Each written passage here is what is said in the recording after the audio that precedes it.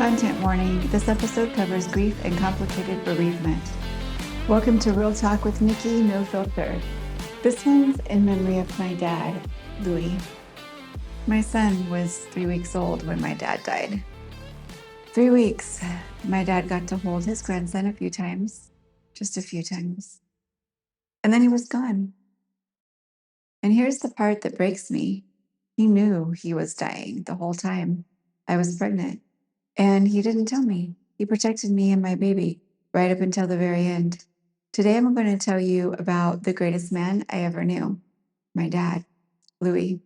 And I'm going to teach you about a type of grief most people don't talk about, because grief isn't just about death, it's about loss.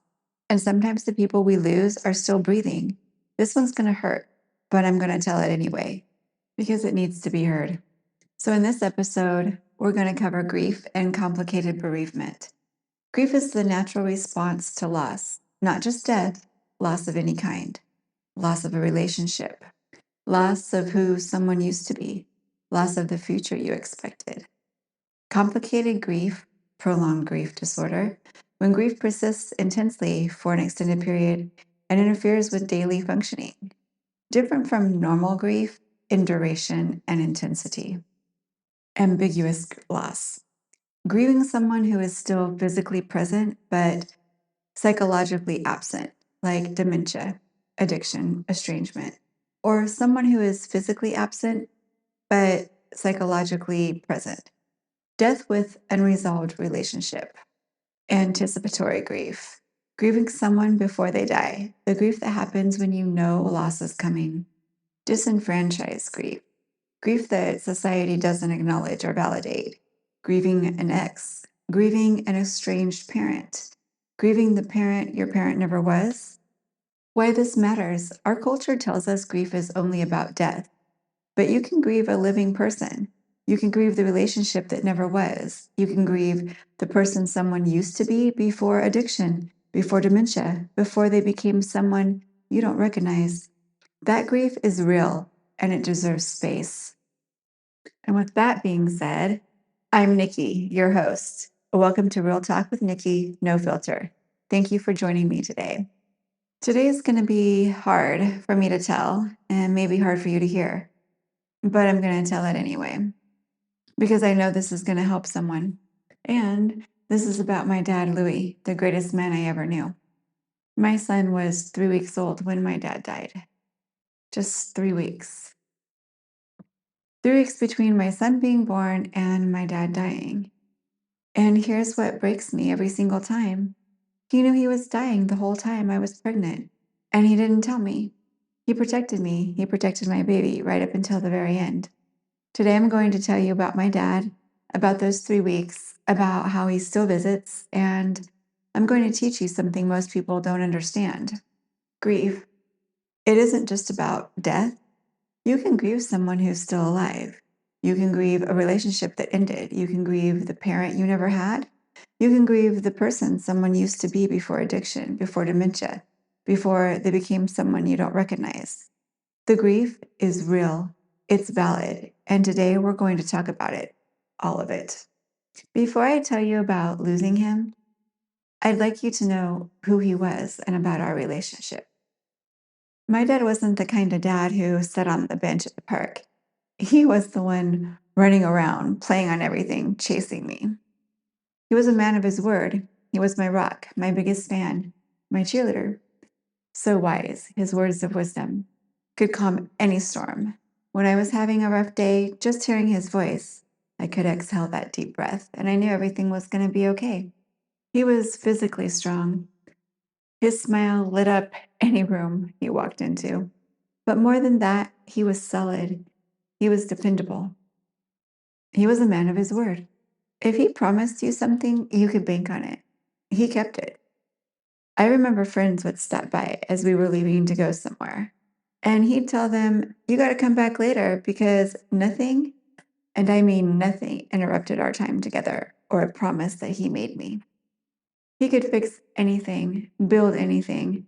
If something was broken, he'd fix it. And he loved harder than anyone I've ever met. That was my dad. That was Louis. So it's 1991. I'm pregnant with my son, and something starts to feel very off. I would call my dad and couldn't reach him. He was slow calling me back, and that was so not normal for him. My gut knew, my intuition knew something was very wrong. So I called my mom and asked her if she could find out what was going on because something was wrong.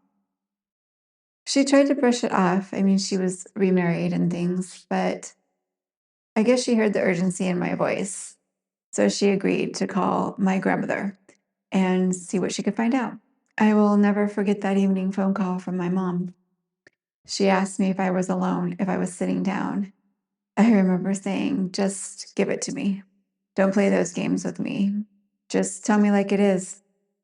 She starts off with, your dad is sick. He's been sick for a while. He didn't tell you because he didn't want you to worry.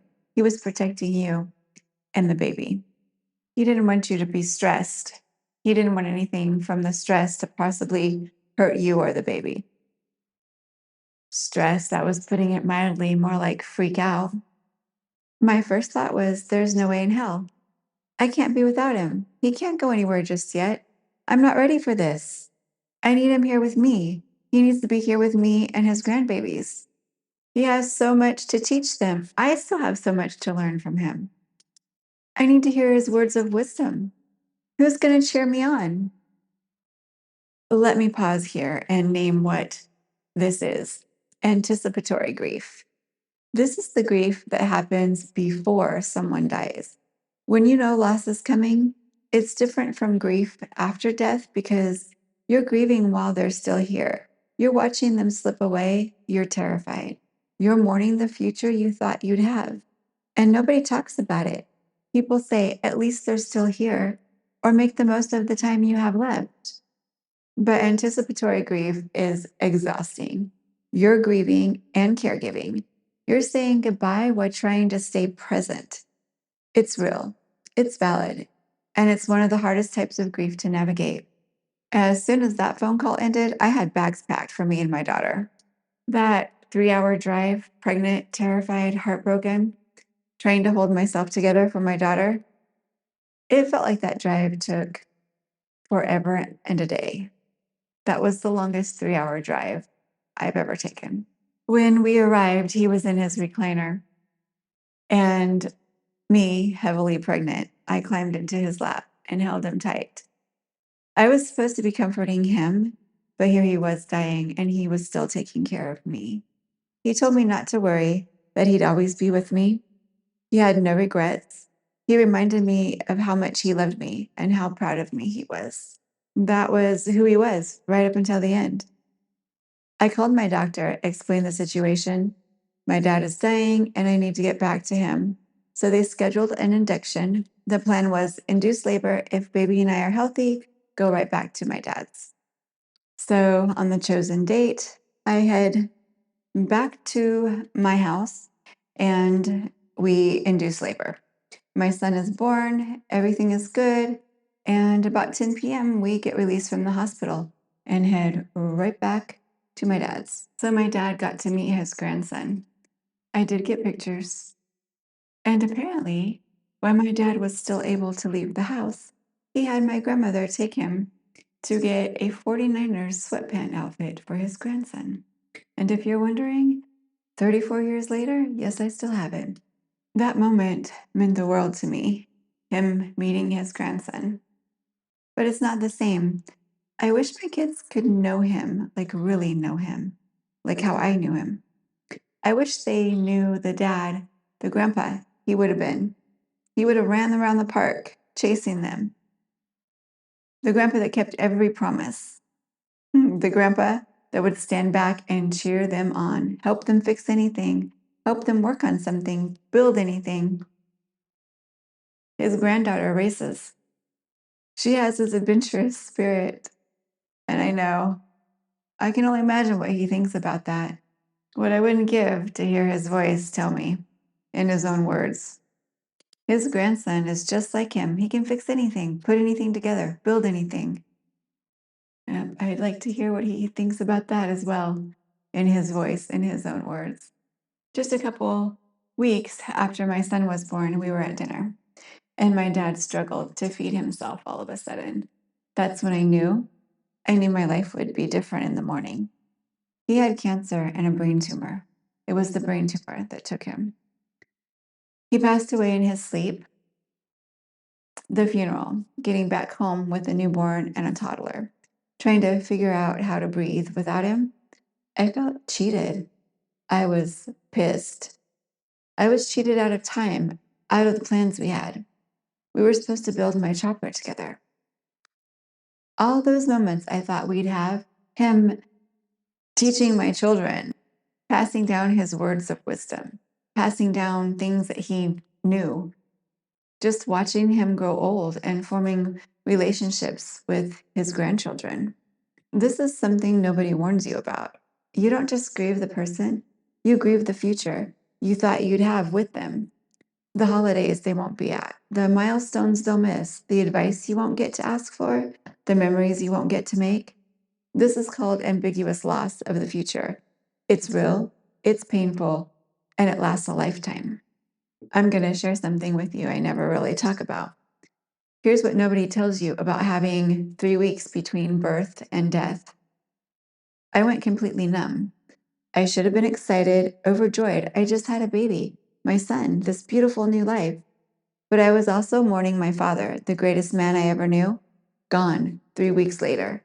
And I didn't know how to feel. I wasn't sure if I was allowed to be happy when I was so sad. I didn't know if I was allowed to be so sad when I should be so happy. So I just shut down.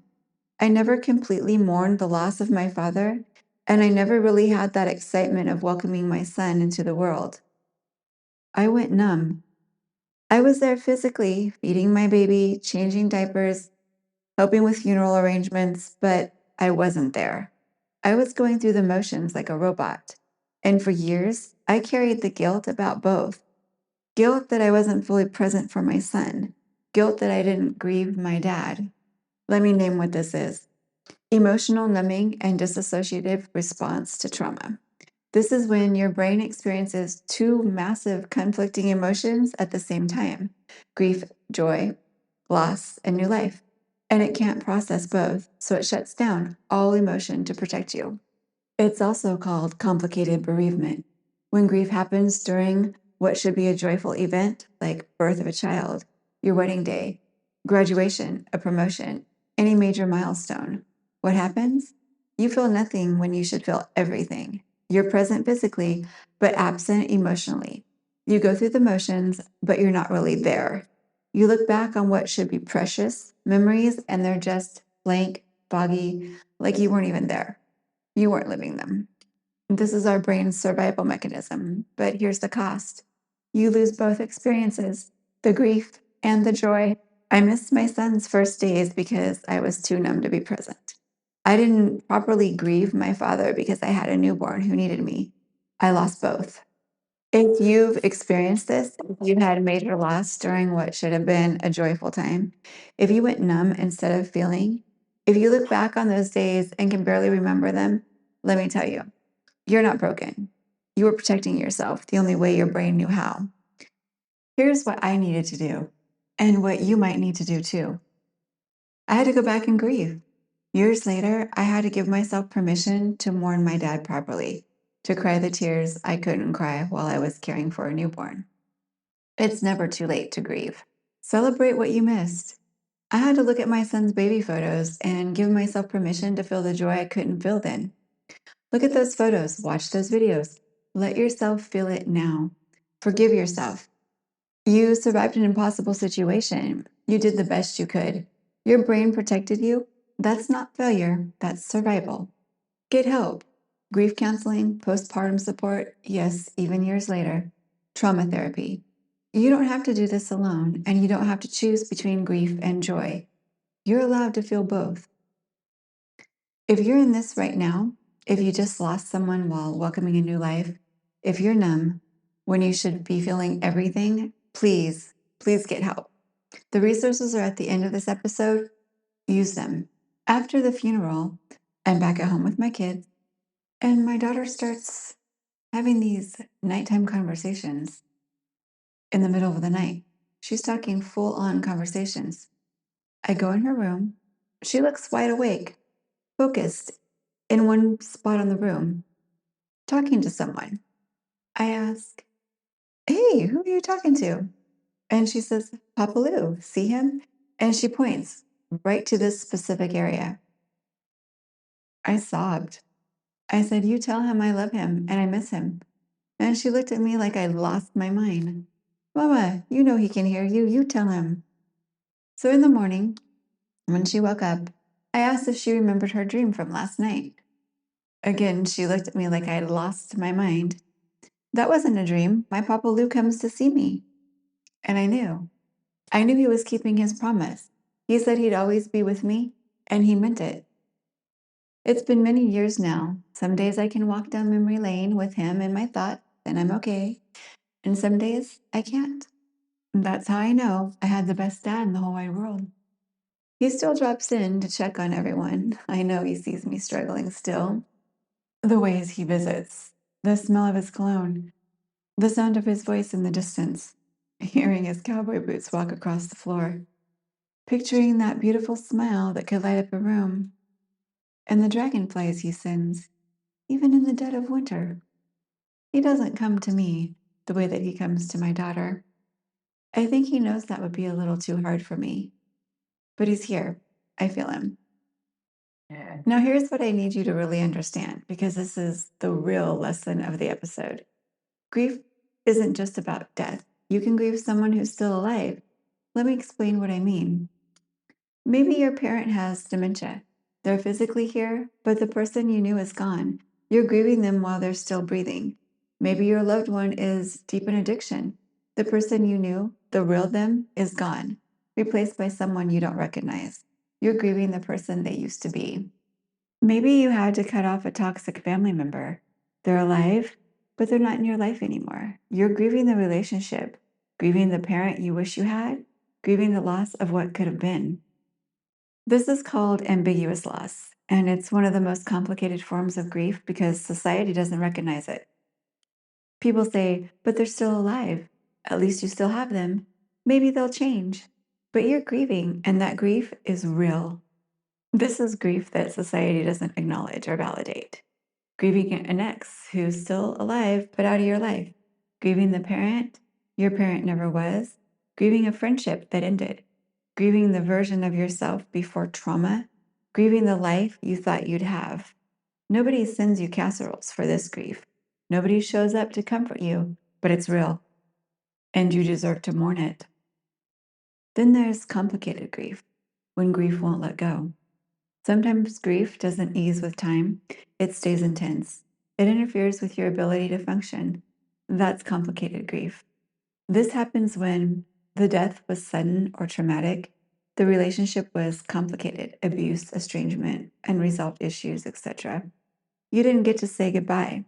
You're experiencing multiple losses at once. Signs of complicated grief: intense yearning that doesn't decrease over time, difficulty accepting the death, numbness or detachment, bitterness about the loss, feeling life is meaningless, difficulty moving forward. If this is you, you're not broken, you're not doing grief wrong, you need support. 8 signs you need grief support. Here's what to look for. If you're experiencing 3 or more of these, please reach out for help. Red flag number 1. It's been over a year and the intensity hasn't decreased. Grief should ebb and flow, not stay at peak intensity forever. If it's been a year or more and you can't function, that's complicated grief. Red flag number 2. You can't talk about the person without falling apart. Some emotions are normal forever, but if mentioning their name destroys you years later, that's stuck grief. Red flag number 3. You're avoiding anything that reminds you of them. Avoidance keeps grief stuck. Healing requires eventually facing the memories. Red flag number 4. You feel guilty being happy. Survivor's guilt is common, but if you can't let yourself feel joy, that's a problem. Red flag number 5. You're using substances to numb your grief. Alcohol, drugs, food, shopping, anything to not feel. Numbing delays healing. Red flag number 6. You're having intrusive thoughts about death, wanting to die to be with them, suicidal ideation, this requires immediate help. Red flag number 7, you're stuck in anger or bitterness. Anger is a normal grief stage, but if you're stuck there, you need support to move through it. Red flag number 8, you can't imagine a future without them. Early in grief, this is normal. Years later, if you still can't envision your life continuing, that's complicated grief. Red flag number 9, you went numb during a joyful milestone, birth, wedding, graduation, but you couldn't feel it. Grief and joy happen at the same time, and you shut down. You look back on precious moments and can't remember them.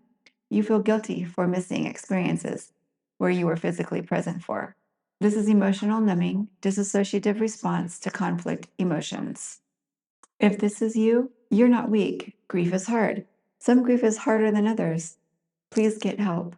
And if you experience red flag number 9, you need specialized support for complicated bereavement. It's never too late to go back and grieve what you couldn't process then. Okay, whether you're grieving someone who died, someone who's still alive, or the life you thought you'd have, here's what to do. Step 1, name your grief. I'm grieving my dad who died. I'm grieving the mother I never had. I'm grieving the person my spouse used to be before addiction. I'm grieving the relationship that ended. Naming it gives it space. Step 2, stop comparing your grief. There's no worse grief. Death isn't harder than the living loss. Your grief is your grief. It doesn't need to be as bad as someone else's to be valid. Number 3, feel it all. Don't numb it. Don't rush it. Don't perform, I'm fine. Cry when you need to cry. Rage when you need to rage. Laugh when you remember the good stuff. Grief that transforms is grief that's been felt, not avoided. Step 4, talk to someone who gets it. Grief support groups, in person or online. Grief therapists who specialize in your type of loss. Not well-meaning friends who say they're in a better place, or at least you still have them. Step 5, create rituals. Light a candle on their birthday. Write them letters. Visit their grave or a meaningful place if they're alive but gone from your life. Keep their memory alive in ways that feel right to you. Step 6, know that grief comes in waves. You'll have good days and bad days, holidays, anniversary, random days, Tuesdays. Grief doesn't follow a schedule. That doesn't mean you're not healing. It means you loved deeply. Step 7, let yourself move forward. Moving forward doesn't mean forgetting. It doesn't mean you're over it. It means you're learning to carry the love and the loss together. You can grieve and live. Here's what I need you to hear. You have permission to grieve someone who's still alive. Grieve a relationship that ended. Grieve the parent you never had. Take as long as you need. Have bad days, even years later. Laugh and feel joy again. Talk about them or not talk about them. Grieve in your own way. Your grief is yours. Nobody gets to tell you how to do it. Here's where to get support for all types of grief. Grief Share, griefshare.org, faith-based grief support group nationwide, free or low-cost weekly meetings, workbook, video content.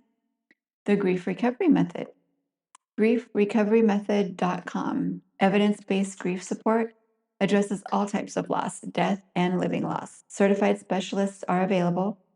What's Your Grief? whatsyourgrief.com. Online grief community addresses disenfranchised grief, excellent resources for ambiguous loss. Modern Loss, modernloss.com, for younger people navigating loss, candid real stories, community support. For complicated grief, Center for Complicated Grief at Columbia University. Complicated Grief Treatment, CGT. Find a provider at complicatedgrief.columbia.edu. Specifically helps with grief during conflicting life events like birth, death, wedding, loss, etc. For emotional numbing during joyful events, Postpartum Support International.